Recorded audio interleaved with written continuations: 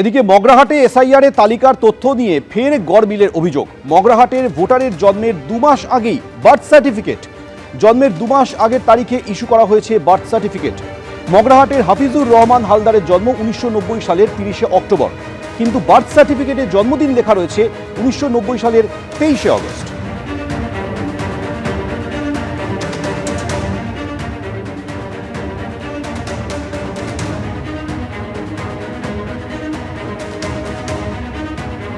আমরা গল্পে শুনেছি যে রাম জন্মের আগেই নাকি রামায়ণ বাল্মীকি লিখে ফেলেছিলেন।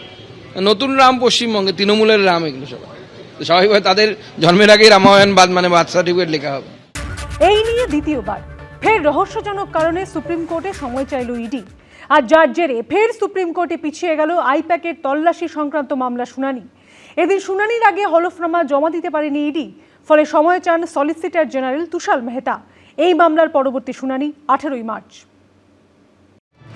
এই নিয়ে দ্বিতীয়বার ফের রহস্যজনক কারণে সুপ্রিম কোর্টে সময় চাইল ইডি, যার জেরে ফের সুপ্রিম কোর্টে পিছিয়ে গেল আইপ্যাকে তল্লাশি সংক্রান্ত মামলার শুনানি। 3রা ফেব্রুয়ারি, 10ই ফেব্রুয়ারির পর 18ই ফেব্রুয়ারি, পরপর 3টে তারিখে সুপ্রিম কোর্টে আইপ্যাক মামলার কার্যত কোনো শুনানি হলো না। এর মধ্যে বুধবার সহ দুদিনই শুনানি পিছল কেন্দ্রীয় এজেন্সি ইডির সময় চাওয়ার ফলে।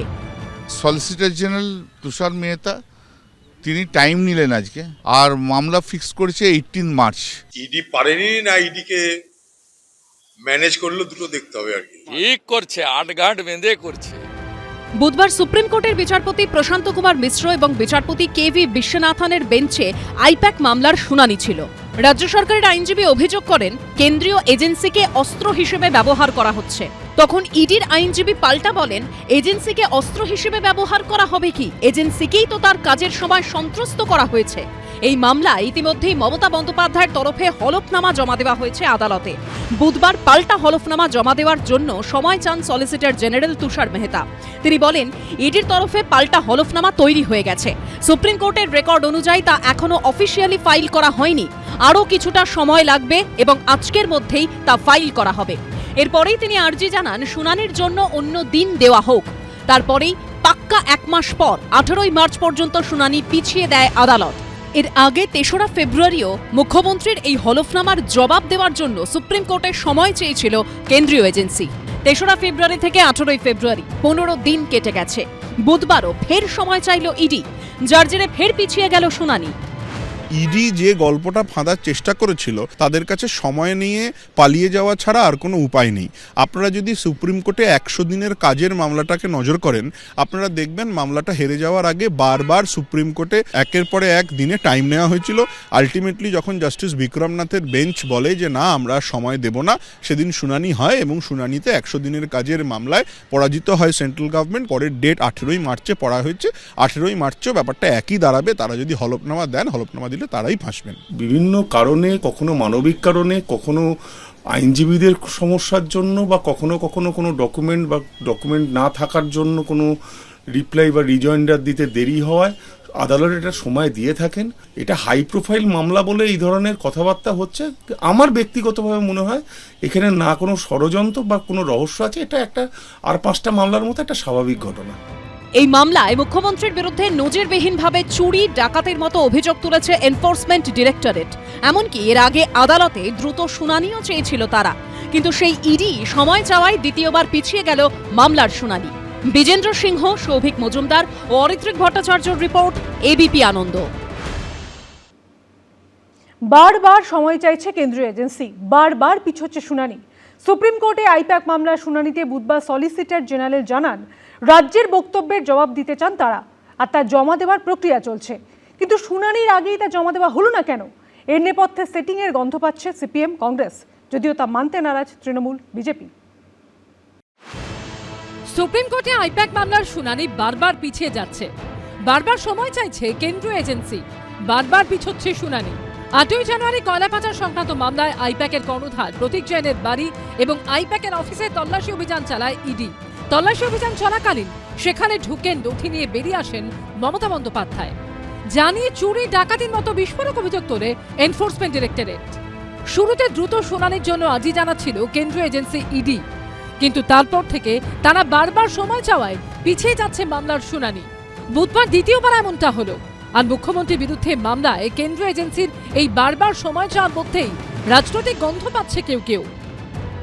ইডি দিল্লির প্রভুদের কথায় এমনভাবেই চলবে যাতে পশ্চিমবাংলায় তৃণমূল এবং তৃণমূলের নেত্রী সুবিধা পায়। আসলে দিল্লির প্রভুরা ইডিকে বলে দিয়েছে যে এই কেসকে গুরুত্ব দিও না ভাই, আমাদের পশ্চিমবাংলার রফা আছে তৃণমূলের সঙ্গে বিজেপি। 15 জানুয়ারি সুপ্রিম কোর্ট নির্দেশ দিয়েছিল ইডির বিরুদ্ধে মামলাকারীকে হলফনামা দিতে হবে। 2 ফেব্রুয়ারি সেই হলফনামা জমা দেয় রাজ্য সরকার। 3 ফেব্রুয়ারি সুপ্রিম কোর্টে শুনানি হওয়ার কথা ছিল, কিন্তু হলফনামা খতিয়ে দেখার জন্য সময় চেয়ে আবেদন করে ইডি। আবেদন মেনে শুনানি 1 সপ্তাহ পিছিয়ে দেয় সুপ্রিম কোর্ট। পরের শুনানি হওয়ার কথা ছিল 10 ফেব্রুয়ারি। সেদিন রাজ্য সরকারের আইনজীবী কপিল সিব্বল অসুস্থ থাকায় শুনানি স্থগিত হয়। বুধবার সলিসিটর জেনারেল সুপ্রিম কোর্টে জানান রাজ্যের বক্তব্যের জবাব দিতে চায় তারা। জবাব তৈরি, তা জমা দেওয়ার প্রক্রিয়া চলছে। এরপরে শুনানি পাক্কা 1 মাস পিছিয়ে দেন বিচারপতিরা। এর মধ্যে 28 ফেব্রুয়ারি চূড়ান্ত ভোটার তালিকা প্রকাশিত হবে। মার্চের প্রথম সপ্তাহে বিধানসভা ভোটের দিনক্ষণ ঘোষণা হয়ে যেতে পারে। আইপ্যাক মামলার পরবর্তী শুনানির তারিখ পড়ল এইসব হয়ে যাওয়ার পর। আইপ্যাকের হিয়ারিং পিছোতেই থাকছে, আর কত পিছোবে, পিছিয়ে পিছিয়ে পিছিয়ে পিছিয়ে যখন এই ইস্যুটা একদম মরে যাবে, বাংলার মানুষ ভুলে যাবে, তখন দিদিও খুশি, দাদাও খুশি। যদিও সেটিং তত্ত্ব মানতে নারাজ তৃণমূল বিজেপি।